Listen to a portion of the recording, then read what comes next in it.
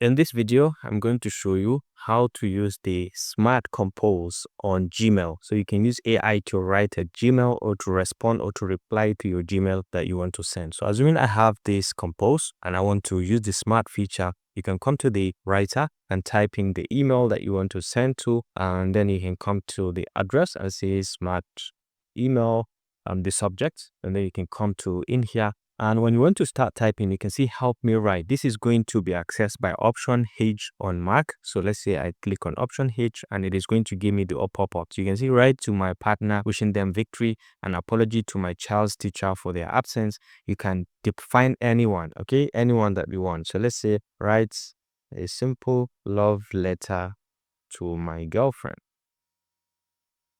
Okay? So you can just hit on enter.